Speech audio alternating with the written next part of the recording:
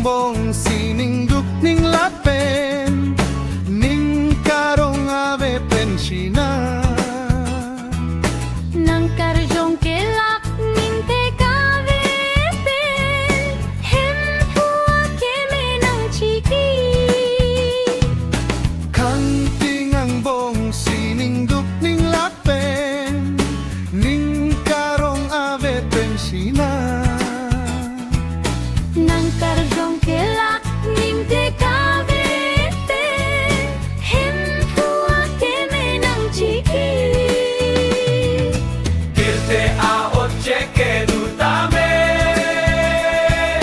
Hempu aot nang cheke du Doma ang song ng lamrape jok bang harap Kema bonta ing hong tanang ing pupiji Delo Cristo ame tang nang tebok tanglo Kanting ng bongsi ninduk ning lape Ning karong abe kensinan Nang karjong kela ning tekabe pen Hempua keme nang chiki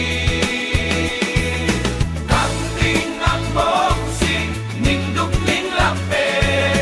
Ning karong abe kensinan Nang karjong kela ning tekabe pen Hempua keme nang chiki Pirmamada katur nang keang tudap cinang ninduk ning lakarem pen ning dupen cheru charnap tanging telo ave det seta Kanting ang bongsi ninduk ning lape Ning karong abe pensinan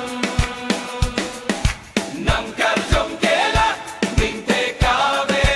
pen Hempua keme nang chiki Kanting ang bongsi ninduk ning lape Ning karong abe pensinan Nang karjong kela ning tekabe pen Hempua keme nang chiki Adap ing tangsi arap aring tangsi arana ada atur nang keang tudap di Kanting ang bongsi ninduk ning lape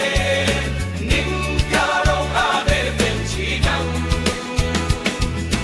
Nang karjong kela ning tekabe